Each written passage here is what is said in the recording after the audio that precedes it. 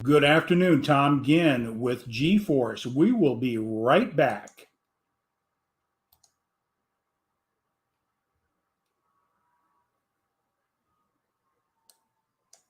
Well, I tell you what, we won't do the rollout. My screen is going crazy here. I'm really excited today to bring back in our guest that we had scheduled back in March. We ran across a little bit of difficulty keeping a connection, but today we're going to pick up where we left off, less her significant. Today, I'm really excited to get back into the conversation about The Go Giver, the book that Anna and John Mann have created. And without any further ado, I'm just going to bring in Anna. Hi there. And that would be The Go Giver Marriage, because The Go Giver was written by Bob Berg and John David Mann. Oh, my apologies. That's all right. I just want to make sure that none of your audience thinks that John and I wrote The Go Giver. Right. My apologies, Anna. So it's an honor again to have you back in. For those that may be catching this the second time around, we had a situation no one would ever anticipate. Is we had an internet failure, but it wasn't due to a technology thing. Is we had some sort of animal eat through your cables, and we lost connectivity. Who would ever think that would happen, right? Exactly. Yeah. Animal attack on the cable.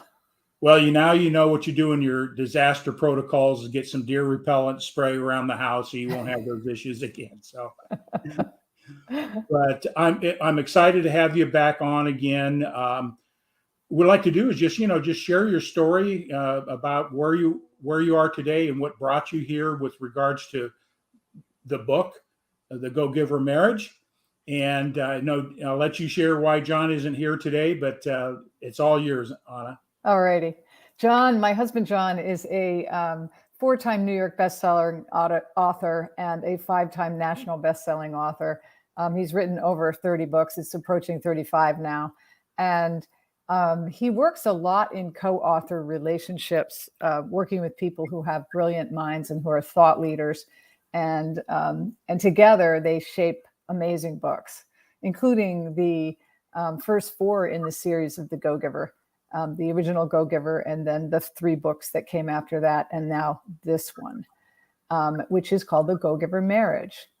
The Go Giver Marriage came about because almost 20 years ago, when John printed the original Go Giver off of his laptop, he handed it to me to read, and I read it, and I was like, wow, this book is going to be amazing. It's going to be huge. And I said, this would make an incredible book about marriage. And he said, whoa. And he always wanted to call it The Go Giver's Wife. because I've been a therapist my whole life. And so that's kind of, where it started was, there's psychological underpinnings in The Go Giver that I don't think the reader ever sees or realizes, but they're there because the premise of giving without expectation is something that people aren't accustomed to. People are interested in and have most familiarity with transactional relationships, where I give you something and you give me something back, and I'm expecting that something back. But in a go-giver relationship, you're giving simply for the sake of adding value to the other person's life. And when you add value to the other person's life, like a boomerang, that value comes back to you. And, it's really not new thinking, in the sense that, there's been other theorists that have talked about, enlightened self-interest, if you will, and, having your mind and your heart on adding value to other people's lives as a way of adding value to your own. But in this case, it's what we call the Pindar principle, which is from the original Go Giver. And it's simply the idea that the more you give, the more you have. And when it applies to marriage, it's a tricky one, because people bring to marriages all their material from growing up. And when I say all their material, I mean whatever it was you grew up under. It's all with you, and it's colored the way you enter a relationship, the way you approach a relationship. If you never once saw your parents kiss in the kitchen, then you have a perspective on that kind of closeness. I've met many couples where, there's a hands-off policy in public, because they wouldn't think of holding hands in public because it would feel disgraceful to them. But it's simply because of the way they were raised. And by the same token, and this is where we get into deeper problems, I like to say that no one escapes childhood without some wounds. Right. And the truth is, some of us had parents that were alcoholics. Some of us had parents that yelled at us. Some of us had parents that were very critical and very brutal. Others had parents that put tremendous pressure on us to succeed. Others had parents that would reject them if they didn't live up to some standard of perfection. And those are all things that color the way you come to a relationship, because you're expecting that. You may not know you're expecting it because it's very unconscious, but you are. So we come into relationships and we have some set ideas about what we want, but mostly we have set ideas about what we want to get. Yeah. And that's where it gets tricky, Tom. Before we get into some principles of the book, and that is that, your why behind writing this book is ties with John and taking this, and but in our culture we see a lot of relationships that are not as healthy as that can be. And you mentioned a couple things there, is that we are products of our environment. So we see the relationships, our mom and dad, how they communicated or didn't communicate, and those are just learned behaviors. We don't know anything different. So what are the biggest challenge, you coming from, your background is a professional, is psychotherapy and marriage and all that. What do you see the biggest challenge that couples have in establishing a healthy relationship, from the day they meet to the time they make a supposedly, hopefully, a lifelong commitment? What are some of those things that you've seen, and what you want to do, what this book is intended to do? Sure. I think the biggest challenge that I see across the board, and I see it in young couples, I see it in older couples, I see it everywhere, is people coming into the marriage with an expectation that the marriage is going to meet their emotional needs. And that you're looking to the relationship to somehow entertain you, romanticize you, treat you the way you've always dreamed of being treated. You're looking, you have high expectations for what the marriage is going to give to you. And I think that starts with the wrong premise, because the only person that can impact the marriage is you. And so the behavior that you bring to the marriage is what will reflect on how the marriage comes back to you. And so people have it backwards often. They're often in there looking, I meet women and men who have their arms folded, and they're like, well, he never gives anything to me. He's not generous. He doesn't tell me I look good. He doesn't talk to me in a nice way. He's curt. He asks me if we need milk, in the sense of, the conversations become pedestrian. There's not that sense of romance that they felt in the beginning. Well, first off, I think that that sense of romance is lovely, but it's never real. It's that spark you feel in the very beginning when you're first attracted to somebody. It's not based in reality. And for every couple on earth, it dies and goes away. And then you're face to face with, who are you really as a person? What are you giving to the relationship? And what is the other person giving back?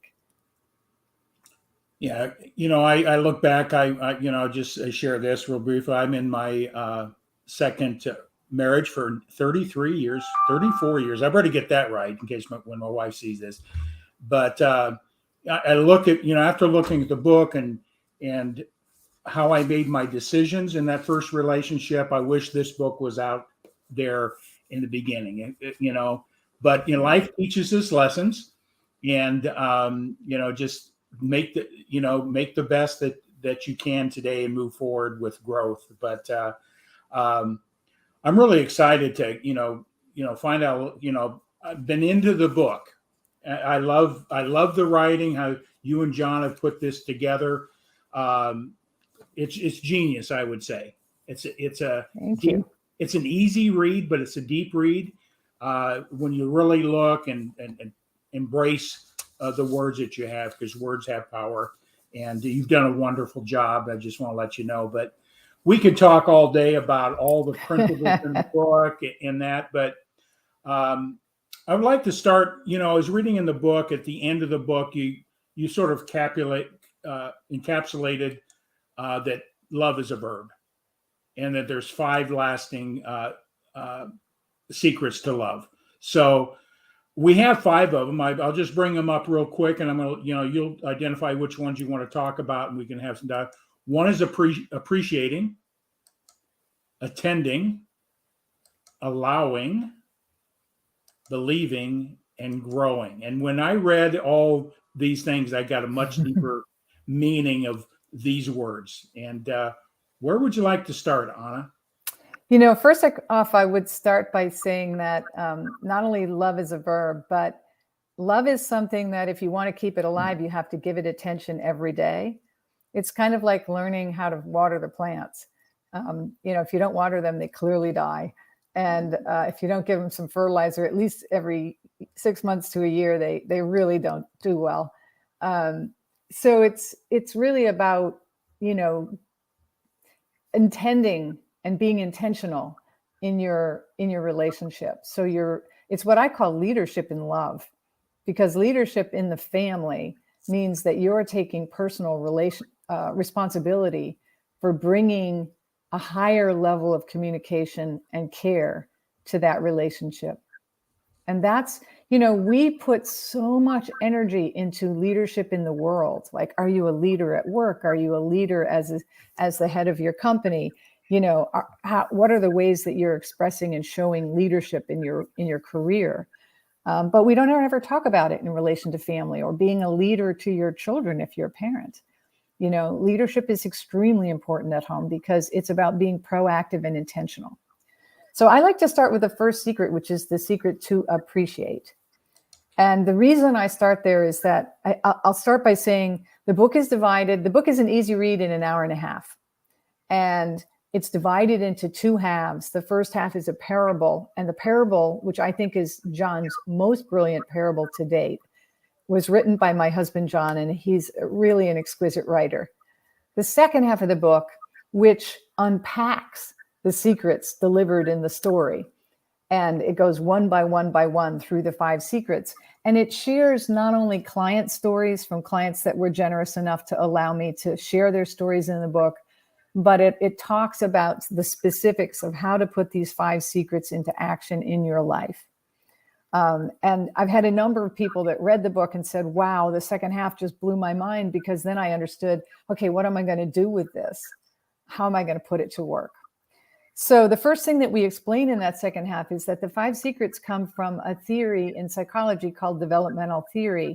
And in essence, what developmental theory is this: what you needed as a baby and as a child, as you were growing up, you still need now. And that very, very vulnerable child that existed when you were young is still alive and well inside of you today. And you still get your feelings hurt, and you still feel slighted, and you still have those moments where you didn't get attention and you wanted some. Those are all very normal reactions, because we are the same people inside, and we still have those same needs.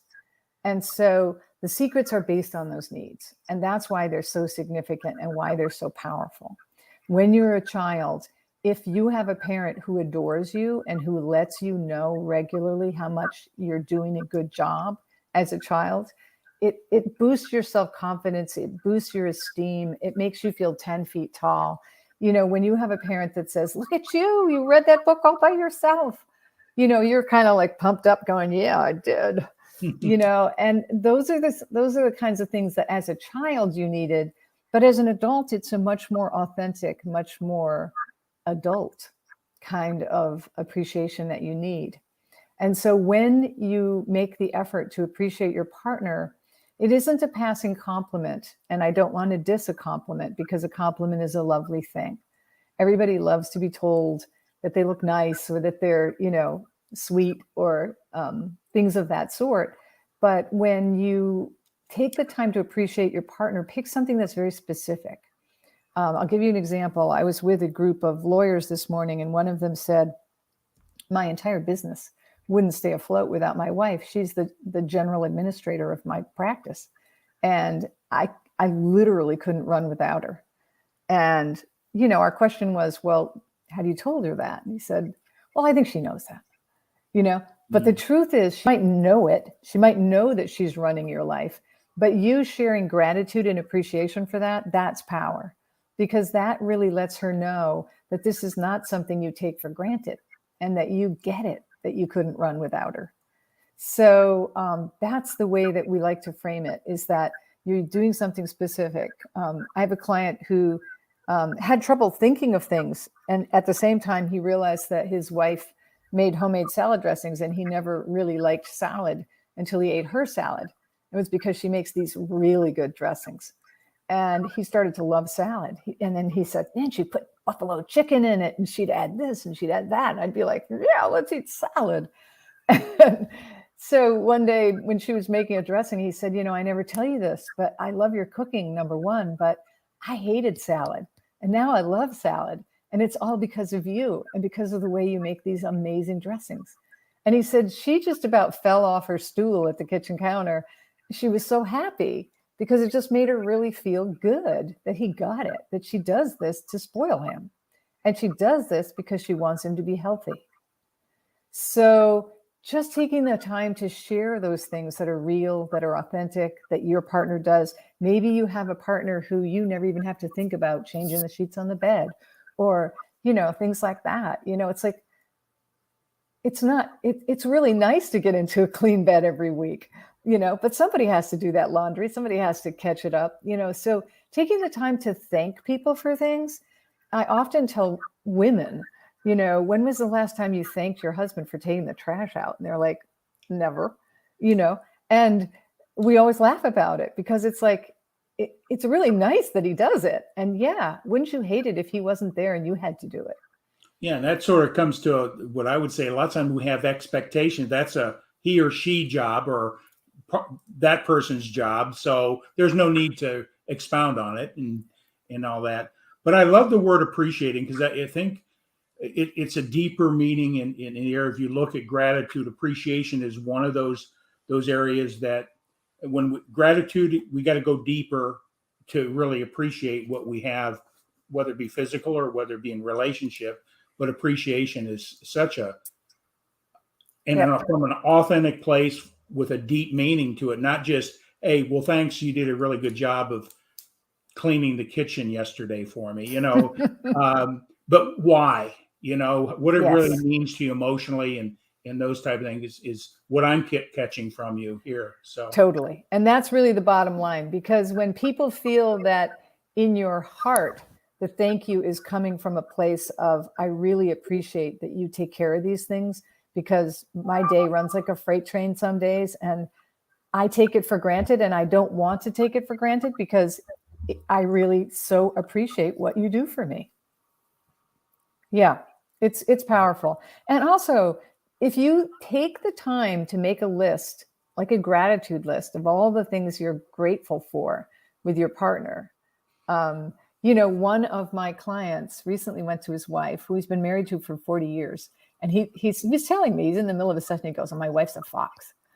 So, well, what does that mean to you? And he goes, well, she never let herself go. She has a beautiful figure and she's a really pretty, he said, yeah, we're in our 50s, but she's really attractive. And I said, do you tell her that?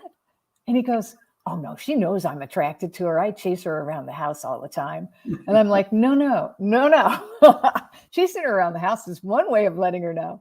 But I do tell her when she's, do you let her know that you have friends whose wives have put 40 pounds on since they got married and who they don't feel as attracted to? Maybe they would never say that, but they still don't.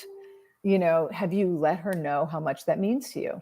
And so he started telling her, like really in detail, letting her know all the ways that he found her beautiful.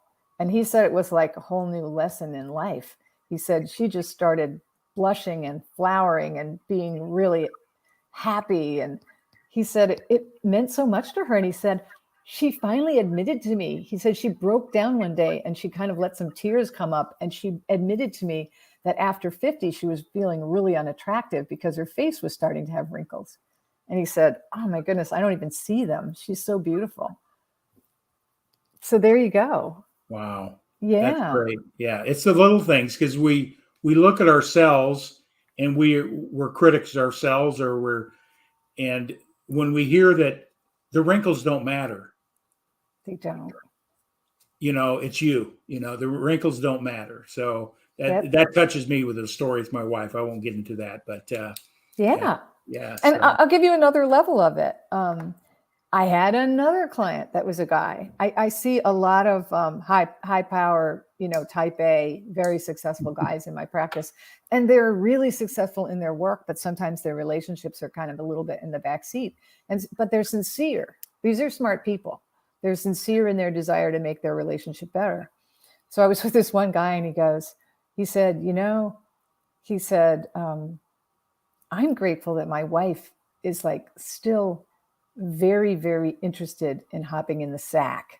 And again, an older couple, but he said, I have a lot of friends where that portion of their life is sort of gone to sleep. And he said, ours is not only alive and well, but he said, my wife is just so wonderful and so generous. And so we have such a good time together. I said, do you tell her that? So it was like that same thing, how do you express that to her? He wasn't. He was just enjoying it. He was just commenting on it because he was with me. And in a coaching relationship. So he took it to a whole nother level. I mean, he actually went out and bought her things. He did all kinds of gifting and appreciating in different ways. He actually told her in very many ways how much he appreciated that she made this a priority. And you know what she said to him? She actually was so grateful. And she said, it's not something I do just to keep you home or just to keep you happy. She said, I do it because I love you and because it's so fantastic to be with you in that way. But you telling me how much you enjoy that and how much you enjoy that I make space for it and that I initiate and that, really means so much to me. So it took their relationship to a much deeper level. He said they started going for long walks, holding hands. He said everything about their relationship got more romantic and it felt a lot more like the early days. Well, that's a great story that you shared there. That's, it's just an affirmation that going back to what our real needs are, is my wife's a beautiful one that's taught me this is, do you see me? Do you hear me? And do you really care? And I think that's a Maslow principle, one of our hierarchy of needs. But, it's really when we can be in presence with people at that space. My wife is wonderful. She's taught me so much. I got a long ways to go, but that example and that need, when we're together and we're talking, she's with me. I mean, it's not like she's off thinking about doing whatever. So it means a lot in that. So I love hearing you talk about that. And I'll tell you why. And I want to say this specifically to women that are listening to this podcast. 95 to 97% of men are 100% loyal to the women they love. And especially if that woman gives him some of what he needs. Because men are more willing to please than anything if it's going to return to them a sense of being cared about, loved, and having what I call a safe harbor. So what you're describing is your wife is very wise. Your wife really appreciates and understands you.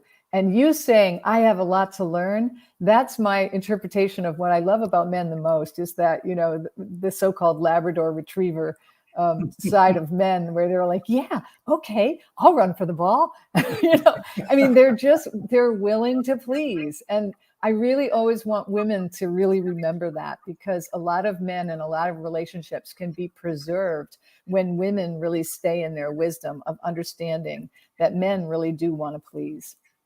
Yeah. My wife calls that knowing her love language and knowing my love language. Yes. Yeah. And honestly, I'm a believer that we all need all 5 of the love languages. I'm not a believer that there's a single one that really matters to you. But I also know people have a dominance in one area or the other. But let me tell you, appreciate being the first secret.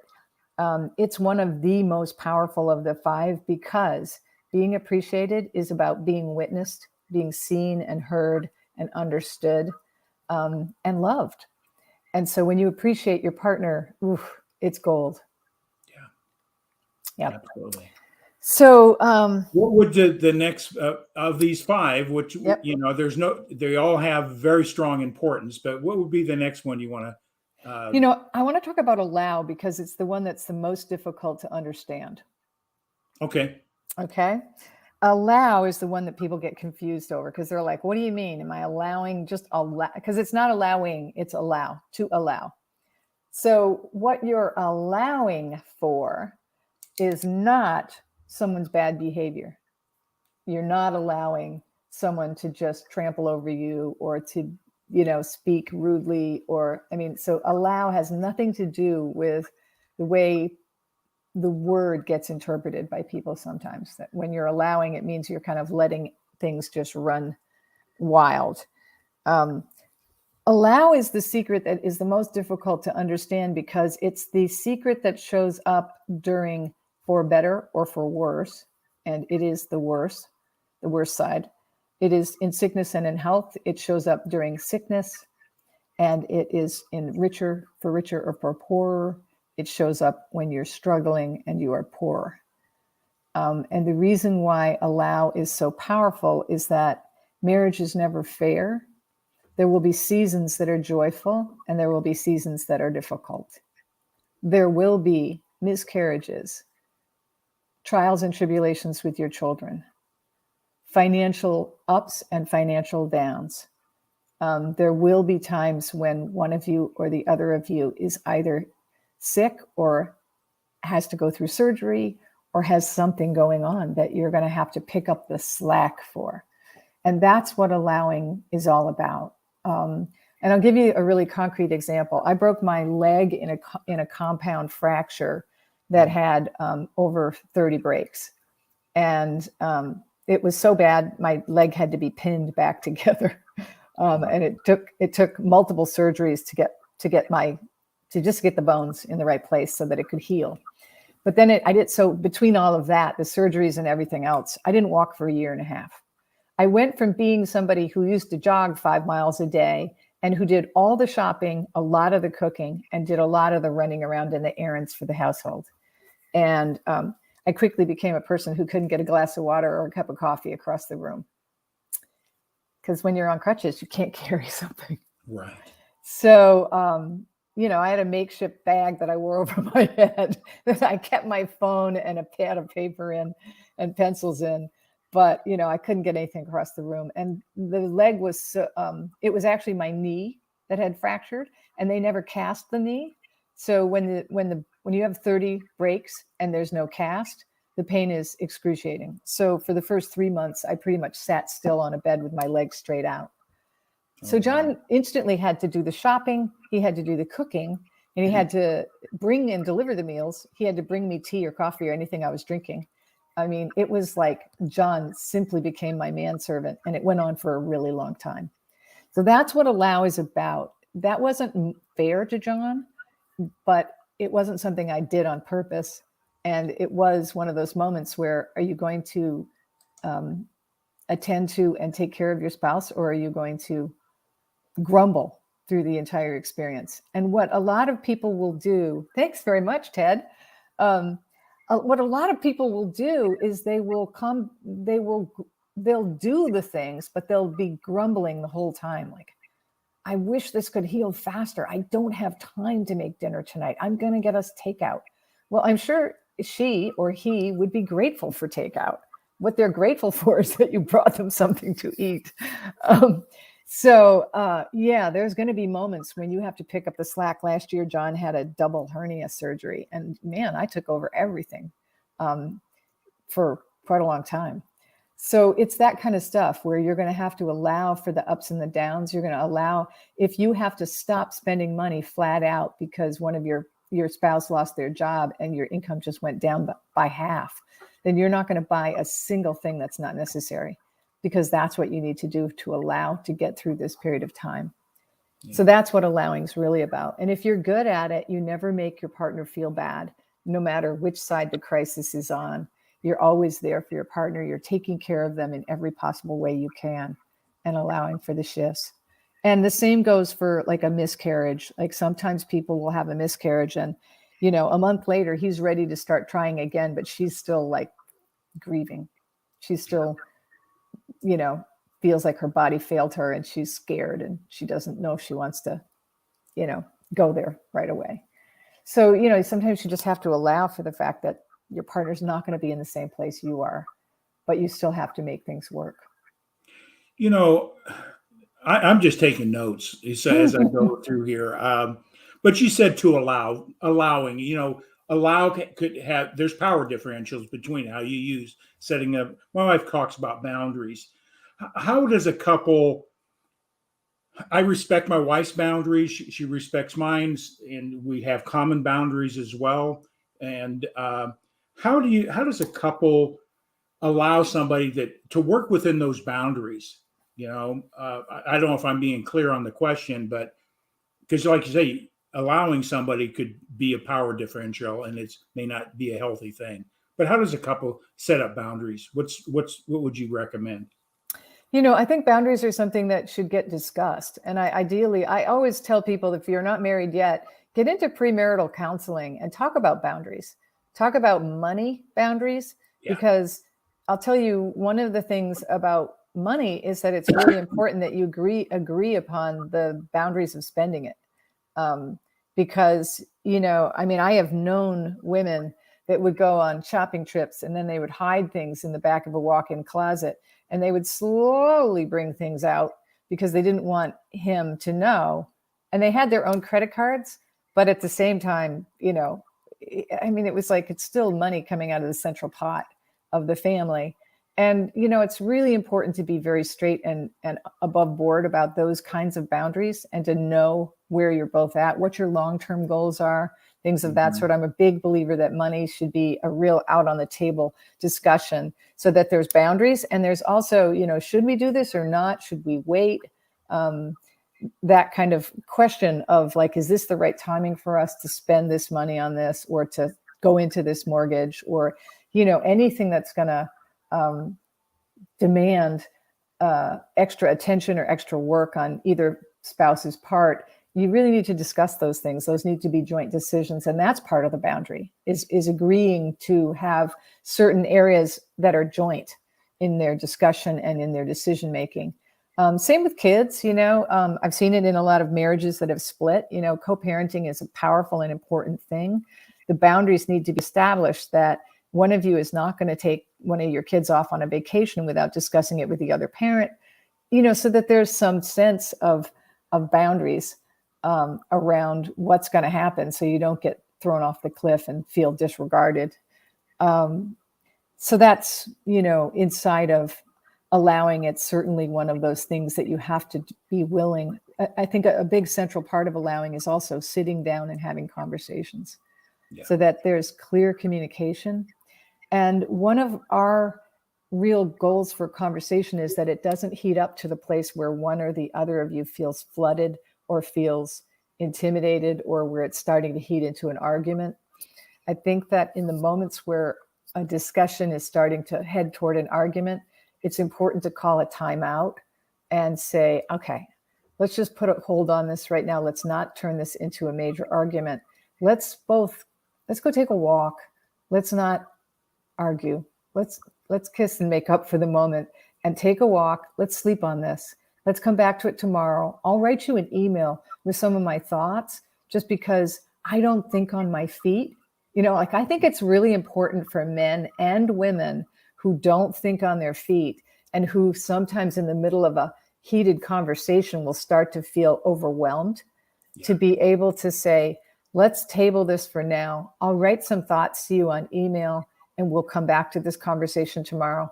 If it's truly a hot conversation, I think that another way to establish boundaries is to get a third party, either a coach or a therapist, into the conversation, just so that you can, even for 1 or 2 sessions, just mediate that conversation, because that's a great way to work with a counselor that isn't about there's something wrong with us. Right. And that's a great point. Having counseling or coaching or whatever, a lot of times people think I'm getting marriage counseling. It's negative. It can be, it should be, it's a growth experience. And how can we grow together and get through what life challenges that gives us, and how do we mediate and come to common ground? There's common ground in everything, right? So not only that, but I'll tell you, I've had clients where I saw the husband and I saw the wife separately, but I didn't work with them together because I had been in individual work with both of them. So when it came time for them to do some couples work together, I referred them out. And so that's the other thing, recognize that there's a time and place for real therapy. And that's also allowing, because I want to say, if your partner ever comes to you and says, I feel we need to go to a counselor, the answer to your thing is yes. Your answer has to be yes. And the reason is that, a lot of times when people say we need to go to a counselor, they're kind of in a deal breaker moment. And the question is, do you want to be in the deal breaker moment, or would you rather see a counselor? Because a lot of times a counselor can really quickly unwind what's happening. And it really doesn't have to be a long and drawn out thing. And it doesn't have to mean you're on the cliff of breaking up. Yeah. Great point you're bringing up. I'm going to go for another secret, if you will. Go ahead. We have time for one more. I'm going to go to grow. Grow. Now, grow is the 5th secret.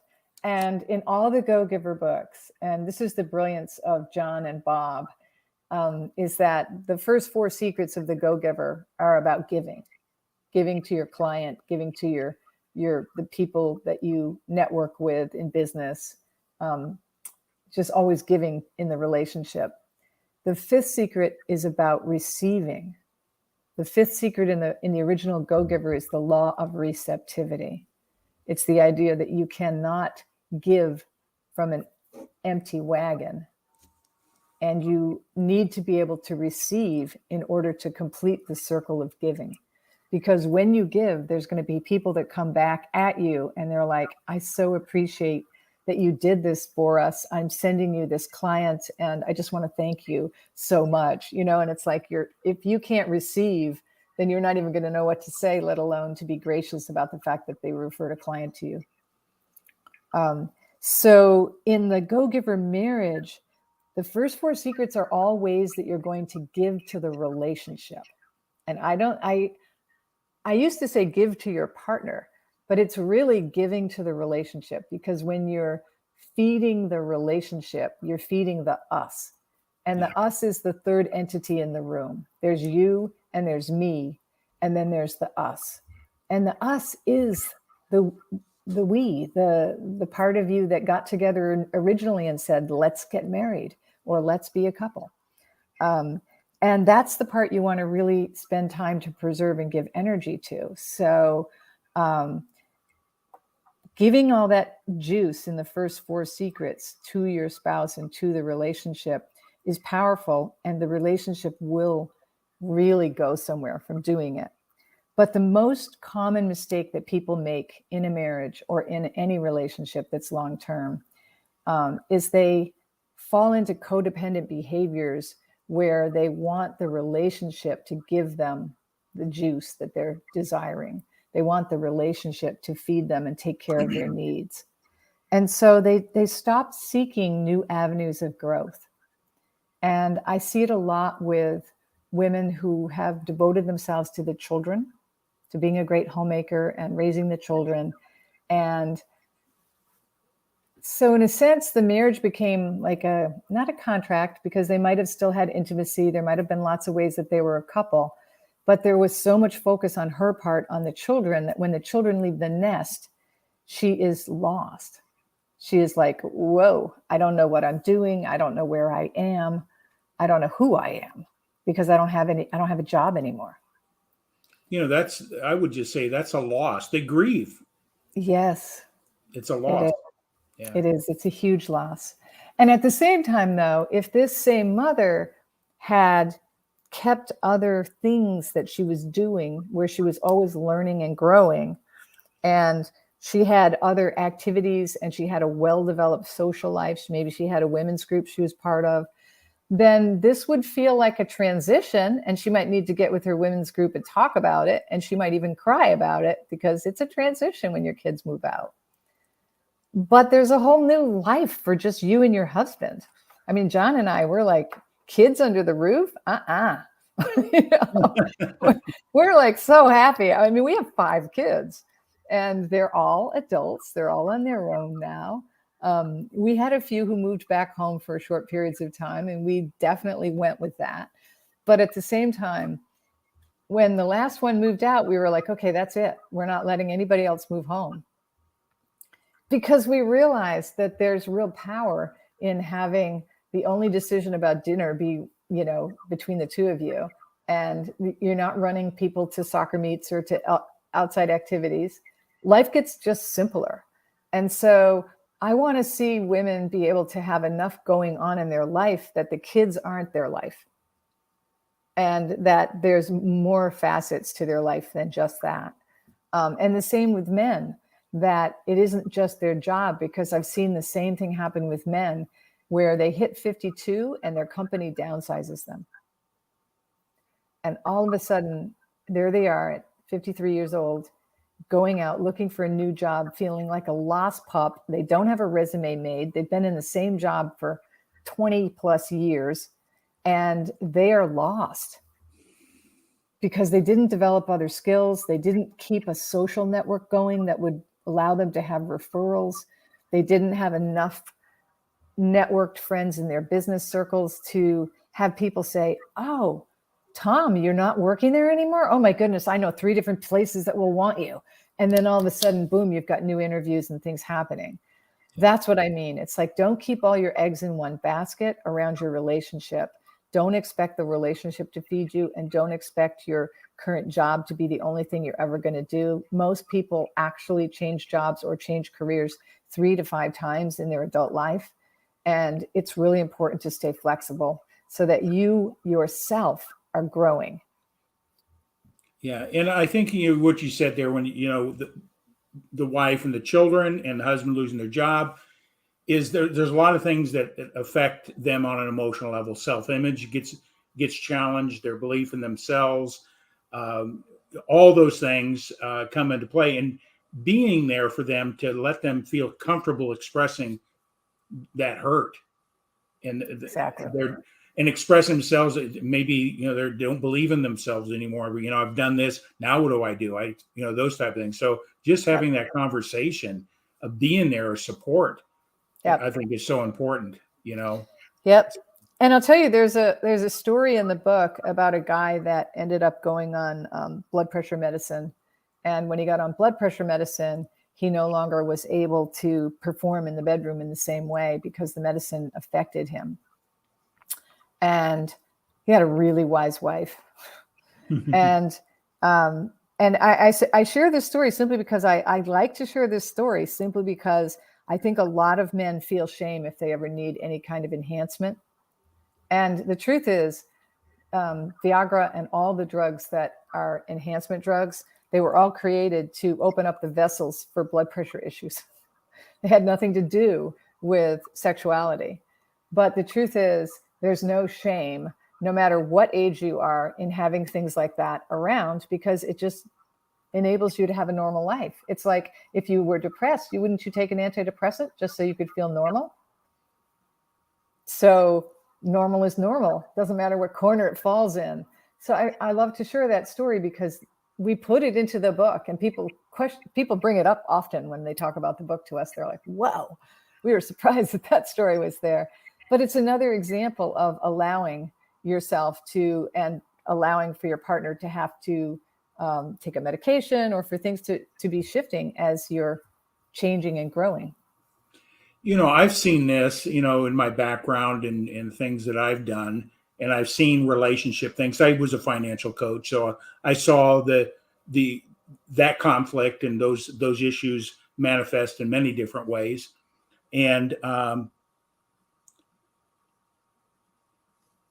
was going to go with this is just a lot of people are threatened by somebody else's growth. That Yes. if I grow, they may not value me anymore, or they will look at that relationship totally. So they want to hold on. Let's keep it as is. I don't want to see you grow because I'm holding on to my security in my relationship.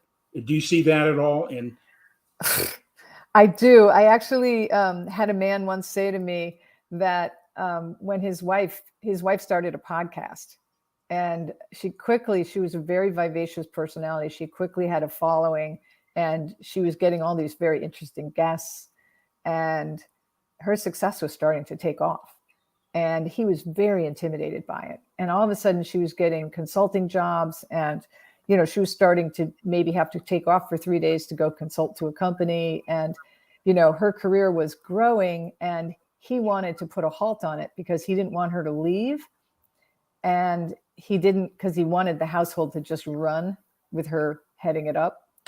And the second was that he was intimidated by her success because he was feeling flatlined in his own career.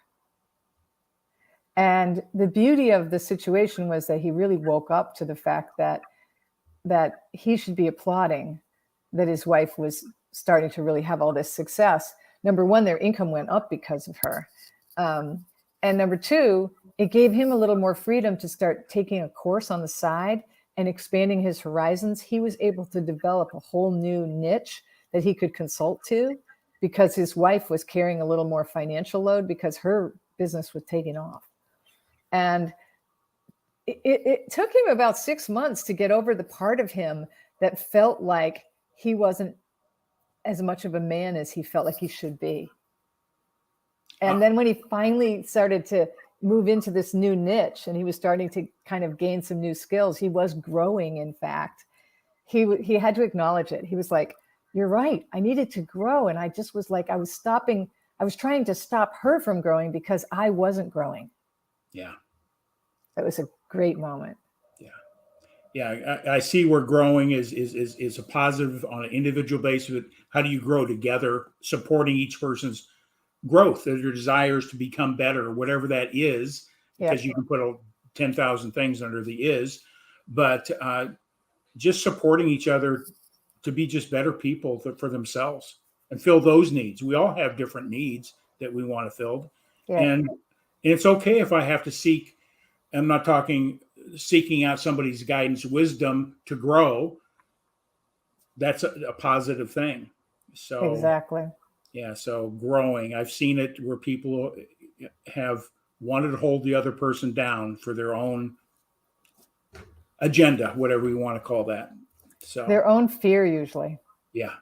But you're right. And I'm so glad you raised that because I see it happen in a lot of couples where one person's trying to hold the other one down because they're intimidated by their growth.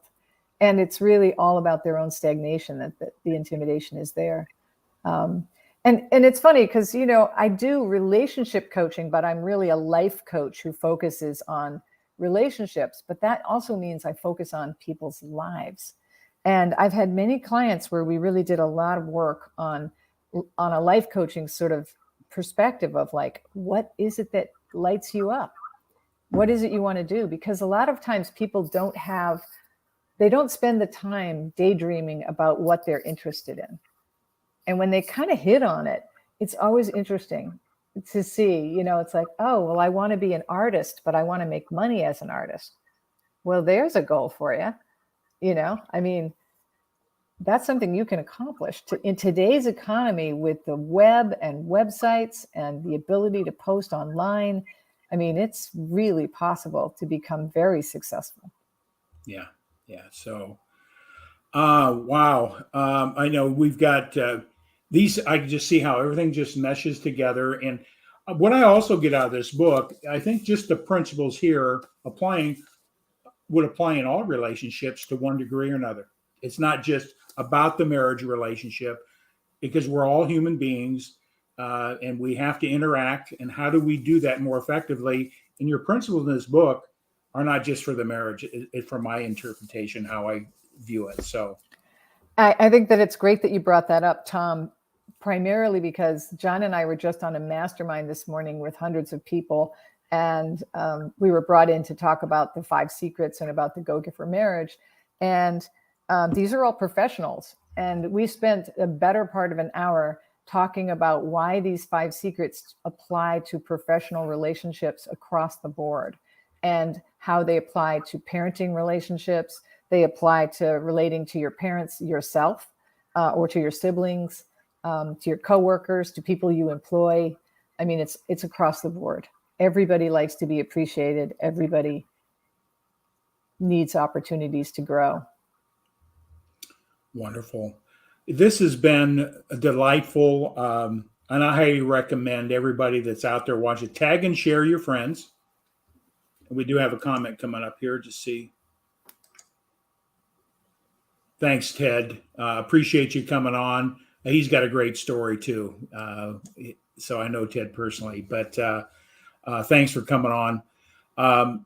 Just tag and share with us. I always believe that, when we have something of value, we should share it. And how a person receives it's not really our responsibility. I believe we're just dropping a pebble into the water, and we'll get a ripple effect out there, or the butterfly effect. So share this out, because there's somebody out there that's struggling in relationship, and they're not aware that there's answers, and they're frustrated, they're hurt, they're struggling. So if you know anybody out there, just point them to this website and introduce the book, because it could be the difference in a relationship saver. So that's what my recommendation to my audience. Absolutely. Thank you so much, Tom. This has been lovely. Wonderful. Hey, do you have a parting thought that you want to leave with the audience? My parting thought is this: love is a practice.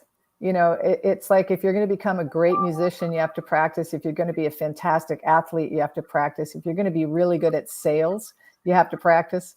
It really doesn't matter what your skill is, but if you want your marriage to be happy, or your relationship to be happy, you have to practice. And don't be afraid. You're going to stumble. You'll make mistakes. That's part of the game.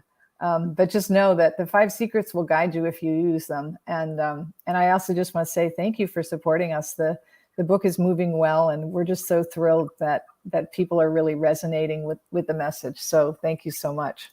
Well, it's an honor to share this, get to know you and John, and you guys are doing fabulous things. Everybody should be reading this book, married or not married. So with that, I'm going to put you in the back room. Enjoy the M&Ms that I left you for the green room, and we'll wrap up here. All righty. Again, thank you, Anna. Thank you. That's what G-Force is: gratitude, appreciation. I believe it's sort of the foundation of when we're dealing with all the positive things that go in our lives, also the negatives. It brings us into a place that we can, through gratitude, have ourselves be able to regroup and respond versus react. So I really appreciate Anna coming in. I would sure like to have a conversation with John as well, but other commitments got in the way. But take some time. The information there about the book, I encourage everybody out there to check it out. With that all said, everybody have a great day, and we'll catch you on the turn.